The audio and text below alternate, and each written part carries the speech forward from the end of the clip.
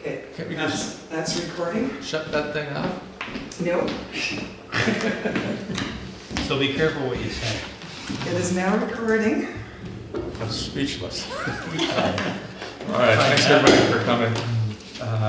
Hopefully everybody's met Raj. I think it's just a delight to have Raj on board with us, and obviously he came out at the wrong time of the year with the budgets well behind already, so we appreciate the effort, Raj, in the last couple of months here. Are there any other items to be added to the agenda, folks? Oh, first we're calling the meeting to order. Jesus. Yes, I'll call the meeting to order. Thank you. Bunch of hate people that are more needed.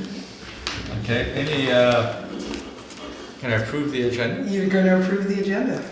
Thanks, Joyce. So Thanks, Keith, thank you. Agenda approved. Can I Adoption just of- actually clarify a couple of things on the Please. agenda? Yes, absolutely. So actually, item number B, where it says staff report regarding the five-year financial plan, that should actually read 2017 five-year financial plan amendment. Under new business? It was under new business, yeah. 2000 and what? I'm sorry. 17 five-year financial plan As amended. dash amendment.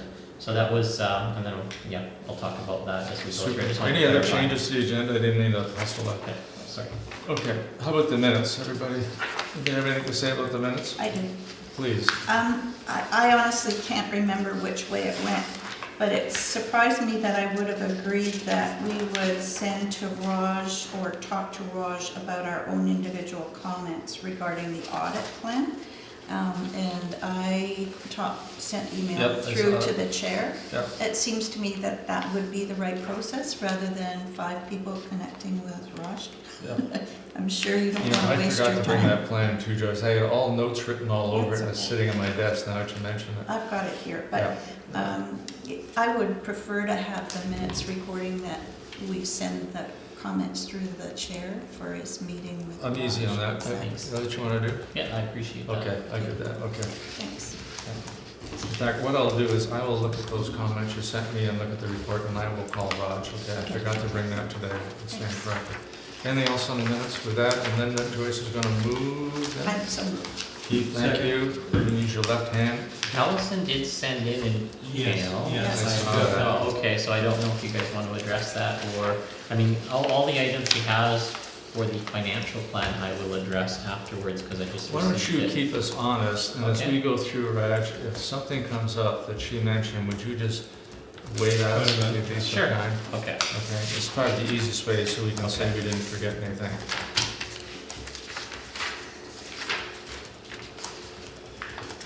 Okay, action items from the last minutes. That was the only one, there's nothing else. What happened with the garbage deal? Does that go through council to renegotiate it? Yes, and I If you think, recall what was gonna happen, I think Raj was gonna at least find out if the price was reasonable by calling a couple of other local areas or whatever, at least so councilors could say some research was being done. And then we're looking at, based upon whatever came back from that, is what I'm gonna call a negotiated extension, for want of a better words. It's brought up, Allison brought that up in her Yeah. comments. yeah. so in terms of giving you an update on it, the contract is in place until the end of 2018, and it has a inflationary provision built into it. The annual inflationary provision is a CPI index of all items, so it works out to 3% Okay. increase provision for Is the that like an contract. automatic, if council chooses, they can automatically roll it, but it's a 3% increase? It's a 3% increase, and then what we would do is we would either award at the end of, so this is the year to either award either take it out to RFP or to for council to make the decision that they want to award it. Would to that be a the one-year existing roll, or board. is it longer than that? Is it I just, believe the last one was a 3-year contract, so if I'm not mistaken, I can't remember what the term was, 3 or 5, but 3 sounds. we wanted reasonable. that because the continuity, obviously, to buy new equipment, I Yeah. think. yeah, so I'm just thinking whether it's a one-year roll, because if that provision is already in the contract, and if staff were to indicate to council they think a 3% increase is reasonable, not putting words Yeah. in your mouth, staff can review that, then it seems to me it is easier for council to extend their contract, unless I'm missing something here. And so my only question was whether whether that kind of rollover is there for more than 1 year, or is it just for 1 year, then it has to be kind of a clean sheet of paper? When you're talking about the rollover, you're talking about The the 3%. 3% is an annual provision built into the contract. So theoretically, I'm not saying council would want to do it, so council could keep doing 1-year rollovers almost forever at the CPI formula that's in the contract. Under the current provision of the contract, yes. Okay. Would that Which be is up for sufficient? renewal at the end of this year, so I mean. Would that be sufficient for the operator, Louise? Yeah. Because that probably doesn't Is take it- into account. Is it a put type thing? Is that a unilateral right of the muni? Or does she have to agree to it? I'm putting you on the spot of it, and they don't have their contract in front of you, but. The 3% itself. Yeah, I think she's basically it's laid out in the contract, so it doesn't say if her costs go up by 5, that she's so entitled. it's a one-way trigger. If council so chooses to exercise the right, then the contract is automatically renewed at the 3%. Only within the terms of the contract. Yeah, After that, when the contract is over at the end of 2018, even if we wanted to continue with that contractor, my understanding is we would need to renegotiate. That's what I'm trying to get yeah, at. that is exactly what Yeah. yeah. Well, what's the 3% then? I'm missing something. Well, so it's within the contract. within term. the term of the Yeah, contract. within the Oh, term. so it's not a rollover? So, No. no, it's not a Oh, rollover, it's, oh, okay, oh, sorry, So it okay. sorry. doesn't go I on missed ad it. infinitum. Yeah, I thought it was a. Okay, we're not rolling over the contract, we're still within the term of Oh. the existing contract, which So is, really, it's a clean sheet negotiation. yes. I got it, okay. And our feeling as a committee was either we need to get started on the negotiations Yeah. now so that they can Correct. figure out what they're gonna do, or if they are willing for us to extend it for a year and do the negotiations in 2019, then that would be fine. But our concern at committee, and Exactly. it's not fair to you because you've just come on, but we've had this concern for almost a year as far as I Yes. know, that So we're it concerned seems like what about. should probably happen, Raj, you're gonna put you on the spot here,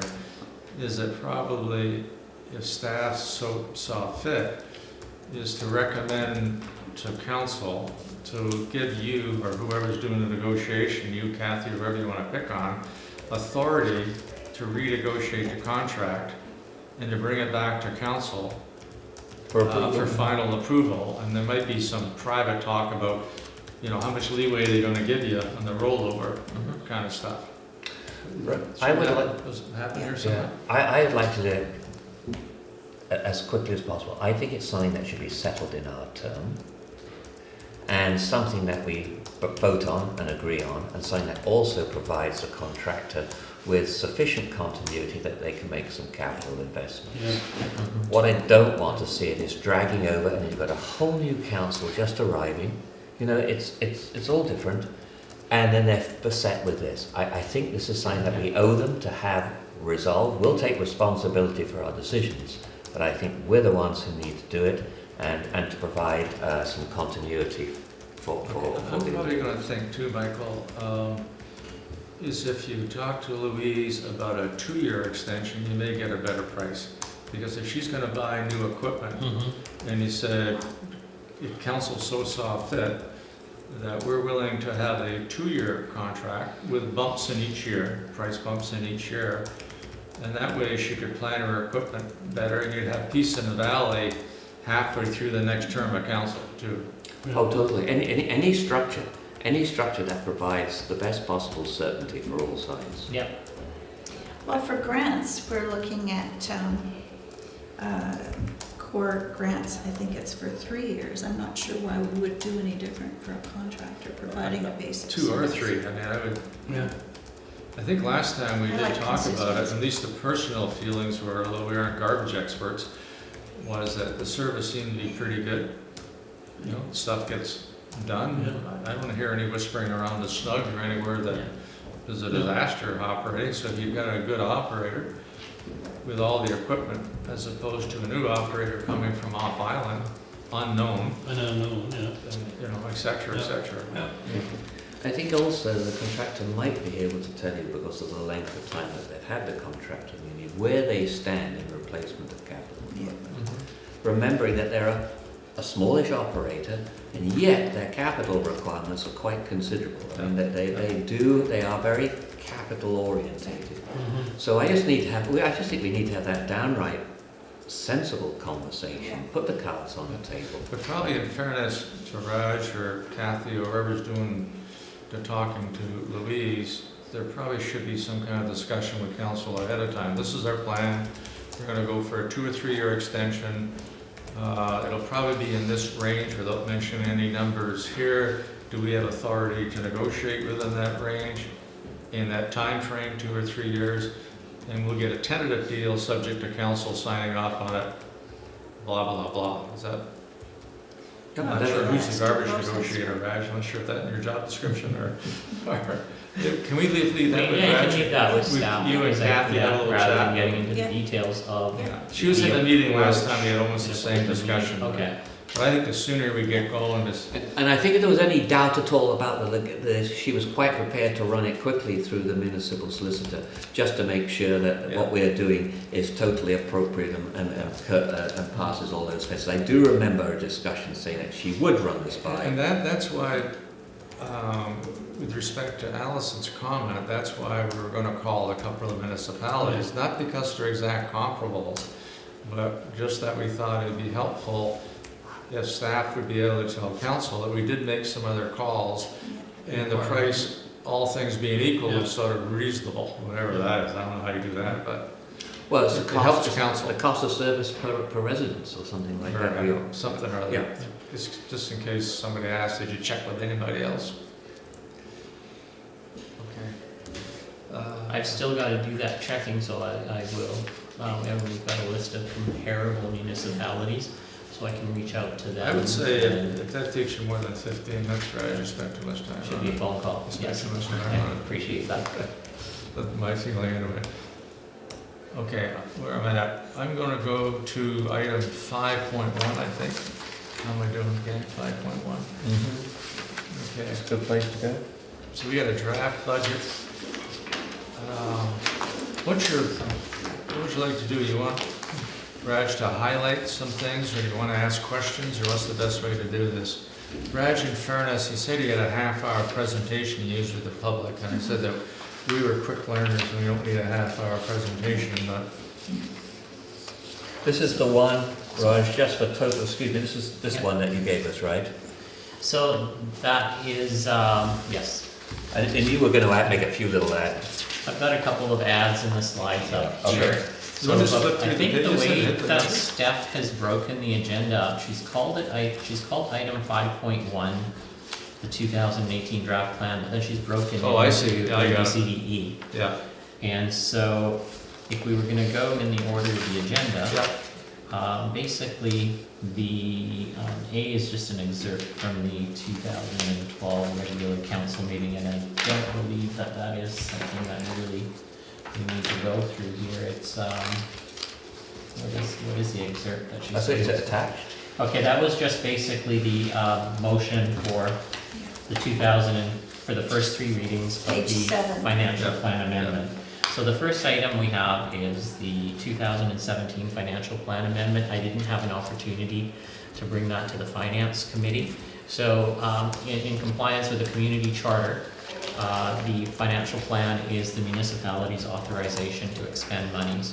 And in any particular spending category that's identified on the plan, the actual expenditures should not exceed what was authorized.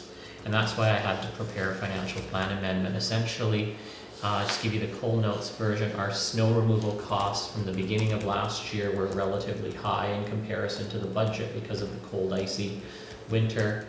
There was some emergency costs related to safety issues that were incurred on the artificial turf field, which council had approved the work be done on. And there was also a third of legal costs exceeded the special provision that we had for legal costs as well. So what I did is, I mean, a financial plan amendment is an opportunity during the middle of the year to correct your financial plan and take into consideration items that, events that were not known when it was first prepared. So our permit revenue was higher than anticipated due to strong development activity. And so I took in additional permit revenue and then funded some expenditures. I also I ended up drawing down the inclement weather reserve, which had $40,000 in it entirely to fund snow removal. How much is their snow removal over budget? It was over by about $70,000. There were also, I mean, part of the snow, I mean, it was a combination of the snow removal and the snow plow. And salt truck is just relatively old and broke down and had significant repairs costs associated with it. In addition to those those are the three significant operating items. And then in capital, the Miller Road sewer extension was about $400,000 over budget. And there had been a report done in the summertime that Kristen had done the report to council and it made recommendations for funding sources. So I've basically pointed out to council that they were actually in the report, it was pointed out that part of the funds come from the general surplus. That would be mixing up the funds because sewer funds should remain separate. So we did have a sewer operating fund for special projects. So instead of using the general fund surplus, I've funded the overage from the sewer operating reserve, just so that we're not mixing funds and we're keeping everything totally separate. So there was, just to recap, $400,000 financial plan amendment related to capital, and then operating items which totaled about $150,000 roughly. Let's get some questions. Just one question on this particular one. It's possible to do it in mid-year. This is at the end of the year. What's your preference? Just to get a sense. Next year, I would prefer to do it in around October. That's where most municipalities do it. So you'd work it in with your forecast to the end of the year. So you would do a forecast and then that. This year, I mean, it was the end of the year. I thought it made sense to do it before we prepared the 2018 five-year financial plan. So I definitely wanted to be on side with the community charter and did not want our expenditures to go over. So that was. Okay, that's good. It's the right answer. Check. Please. Yeah. Do you want to hit the highlights then of the? Oh, okay. 18? I know you got slides ready here, so. Okay. You can So- probably skip the part of what a budget is, Raj. and go Yeah, to the I'm gonna numbers. totally skip over that. So basically what I'll point out, and I know you guys are aware, is the first slide here, it's also in the slide, is basically our residents' property tax bill consists of municipal taxes and other taxes that the municipality is required to collect on behalf of other taxing authorities. So of the property tax bill that residents receive, 58% of what they pay goes towards providing municipal services. And Actually, when no we're talking, question on my part. oh, certainly. I thought there was some kind of, if you're under, By the way. regarding the police tax, I Yeah. thought there's something if you're under 7,500 people, that there's a federal grant, is that taken in, or what's, I'm a little foggy on what I'm asking there, What kind of a for the program? bounties. I thought for communities under 7,500 people, Yeah. that the feds did not charge them for policing. Obviously, I'm wrong. No, obviously because we've been getting charged for years, so Yeah.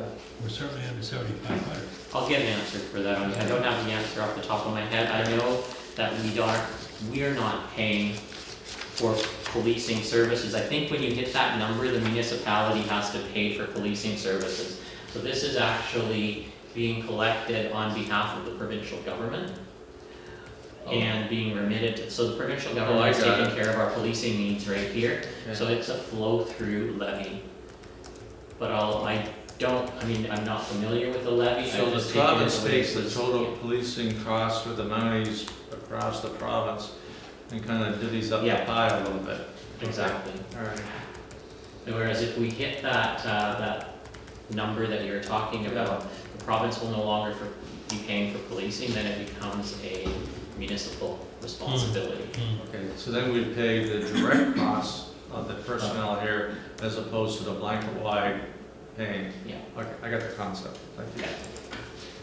So essentially, when we're talking about the municipal budget, we're talking about the 58%. So I just wanted to just inserted this slide so that we're clear. We're not talking about the other taxing authorities. Those are flow-throughs. We collect that money and we pay it to the taxing authorities as levied. Yeah, I thanked Raj for that number because it's actually something that resonates when you're talking out there. Okay. So other than that, the next part of my public presentation was just about what a budget is, so help people understand. So I'm not going to go through that. It just talks about the types of expenditures, and this slide here might be of interest to the committee that of every $1 that we spend on providing services, 82 cents comes from property taxation, 7 cents comes from user fees. That includes permit fees, recreation, programming fees. So the largest source of that 7% is going to be development and permit fees. Grants, again, being a small community, we receive a provincial grant, which is about $400,000 a year. So that's the big component of the grants, and the other are donations and fines revenues, and just small miscellaneous sources of revenue. So the main point here is we basically 82% comes from property taxes. And that's just about that. And then this is just a general interest slide that shows the proportion of our revenues in terms of what they're spent on. So the largest three spending areas for the municipality are capital renewal, that I've got 1.2, it's actually 1.3 in 2018. So 2017 was 1.2.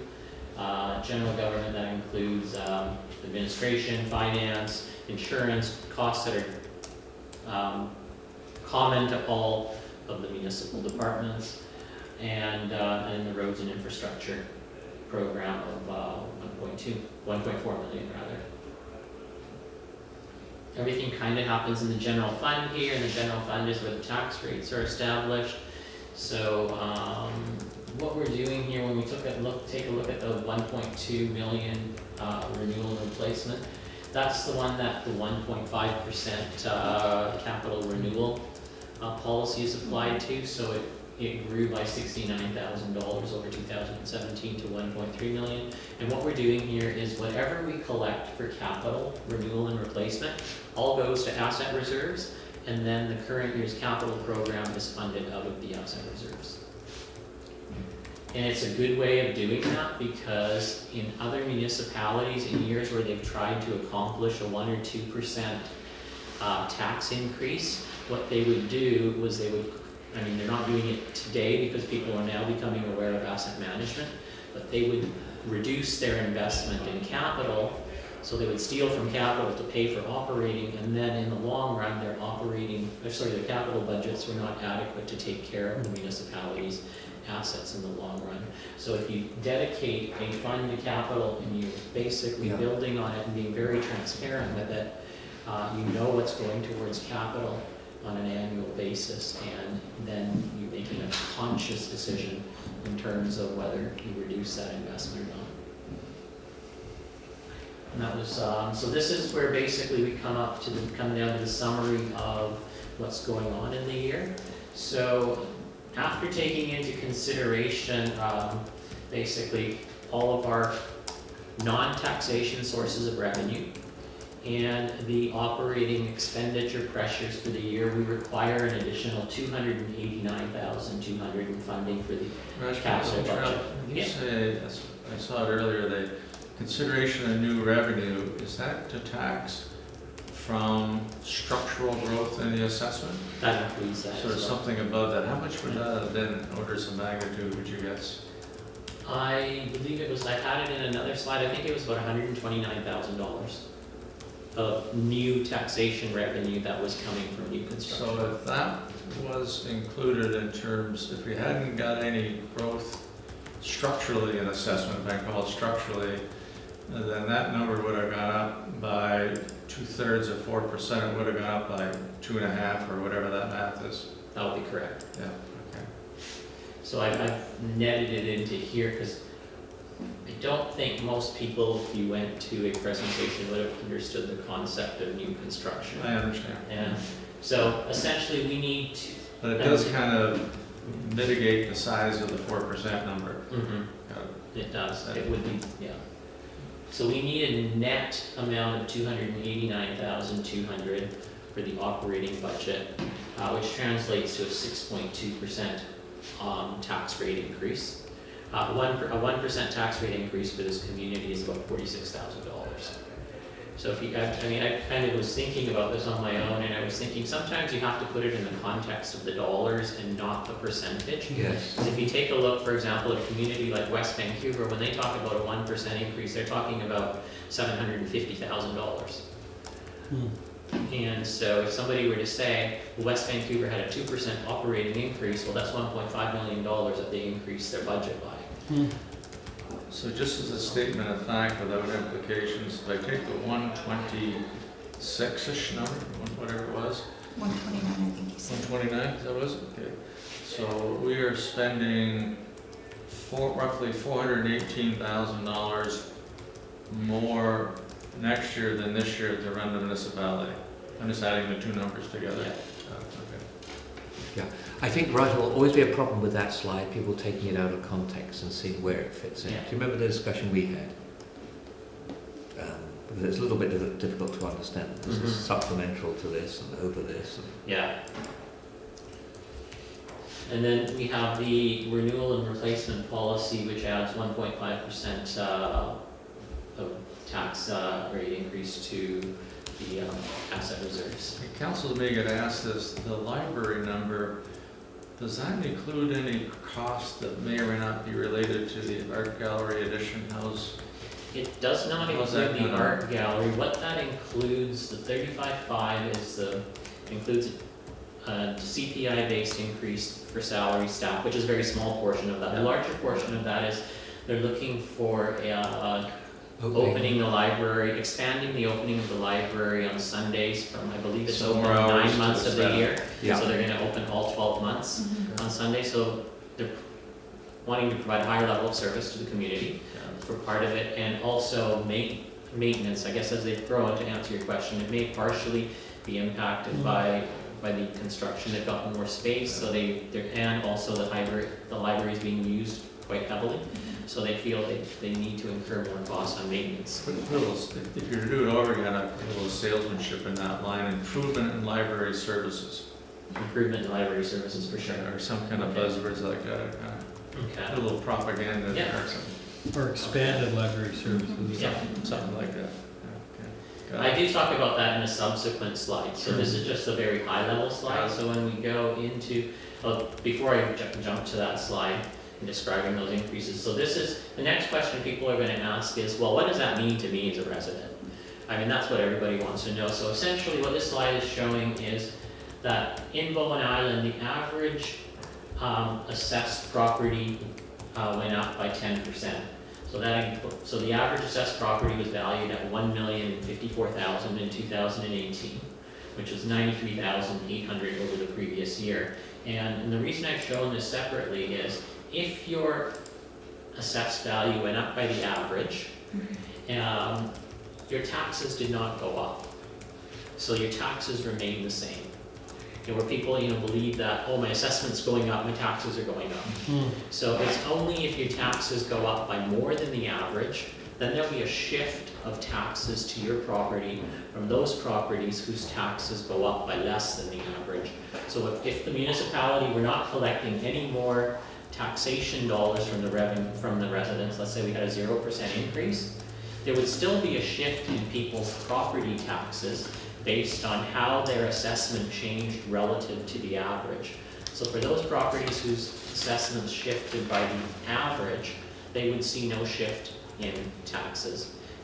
So some people whose assessments may go up, so in a scenario like this, if we had no tax increase, but your assessment went up by 5%, you would actually see your property taxes fall. in the absence of everything Raj, else. how many parcels do we have? On the, it might be an unfair question. I think can I say 1,700? I was gonna say 16 or something. 1,700 something. 1,600, I don't Okay, have that with close me, enough, I've got, close enough. but, It's in here. I've got that information Yeah, on my I'm sure desk, you do. but it's in the Okay. between 16 and 1,700. Questions? Onward? And One. so basically, the increase in the property tax rate and the garbage parcel tax change will translate in an increase of about $176 to the property assessed at $1,054,000.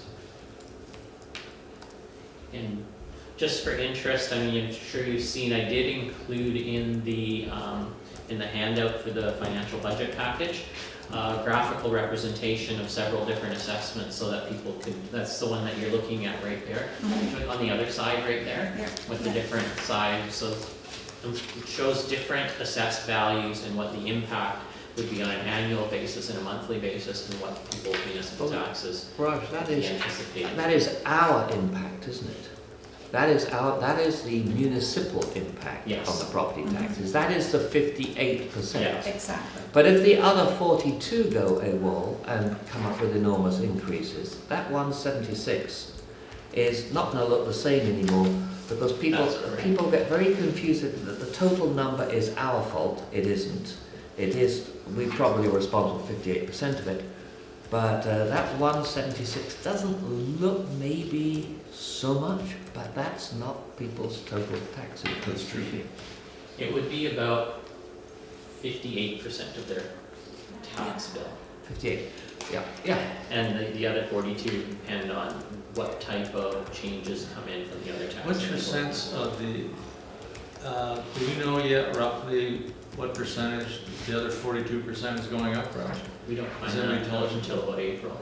I got it, okay. Well, we know the Island Trust one. The Island Trust one we do, yeah, but other than that. And we know Metros too, don't we? Right. We know Metros, Bill. I believe Maureen had sent some information on Yes, Metro yeah, as so we well. have Metro, we have Indications. Island Trust. I can't speak to Yeah. police But and Metro schooling will or be- transit. Yeah, we don't have their final they usually don't release until April, Okay, but, so we've got a. she's got a possible. Approximate idea, yeah. So how much has the Island Trust gone up, dollar-wise? 50,000, something like that? Well, it's I'll tell you gone up from exactly. 220 something to just under 3,000. Under 300,000. 70 Gs on 220 base? Yeah, it was last year, I think, about 225,000 from memory. I'll take a, I can't remember off No, the top of my I'm not head. sure. Something But I- percent, that's my, Expenditures. 70 on 225 is like 32% or something. Well, I'm just thinking, on a parcel tax basis, on 1,700 parcels, 75,000 bucks increase. Yeah. So you're looking at It's, yeah, $5. Yeah. That's why I know it goes up in arms about it. Yeah. Okay. You don't want to shoot the messenger, right? and I won't go through the video, but I was talking about assessment unless you want me to. There's a 3-minute video from Surrey, and they do quite a good job of explaining, I mean, it's a very quick summarization of the budget process, but then about assessments, which I had kind of gone over where your assessment. That'd be good, we're good. We got Okay. it. And so apart from that, so going back to the operating budget, so what was included in that 6.2% increase that we were talking about was CPI-based compensation for staff. There's a new development and planning position. Again, restructuring and alignment of compensation for staff members to comparable municipalities. And we've got an emergency response notification system that we're implementing. So annual operating costs for that. And then in terms of new operating requests, which are included as well, so these are service enhancements or additional training. There's a training request from, I guess, fire, grass, artificial turf field maintenance, contract costs are going up, so to be able to provide the same levels of service, got increased costs there. Roads maintenance, we want to hire a summer student. increased bylaw patrol and traffic parking and basically education on bylaws, down in the Cove area. More efforts on community engagement through wider distribution of the, island plan and other, publications. And I guess we're also facing professional fees related to environmental studies on, municipal lands related to drainage and shoreline erosion. I was just gonna say, in terms of none of these individually are huge increases, and I mean, in total, they total $67,000. But that, again, 46% was 1%, so they're, a little bit over 1% increase in the tax rate that is what they imply. And then in terms of the library's $36,000, it was, we talked about this, the big piece was the maintenance and cleaning provision to increase costs and the cost of a new volunteer coordinator to be able to expand Sunday openings from 9 to 12. Is there a cost for a volunteer? No, it's the coordinator Oh, the who's, yeah, so the coordinator is a paid position. Oh, okay. Volunteers wouldn't be. So that's why the salary went up by 11% then for library. Yeah. So it wasn't the CPI so much for the existing, it was an additional It's the person. additional Okay. position that they're requesting here. And that's Yeah. not reflected in Muni's FTEs, because the library is separate. It's okay, I do know the answer to that Library, question. yeah, I thought. Well, although it was I in think the library, you might libraries. find, when it's listed, there's a page listing it. I know, yeah. I can take a look, but I think I included the library in our FTE count, did I not? I don't think so. Okay, I can't, I will look. I'm, Okay, Okay. I'll check out. okay, thanks. So, moving ahead from that, I've kind of got, one of the things I wanted to point out on this capital fund operating revenue statement is the $1.3 million that we're spending on capital. I think it's important for the finance committee to be able to very visibly see what we're putting towards capital. And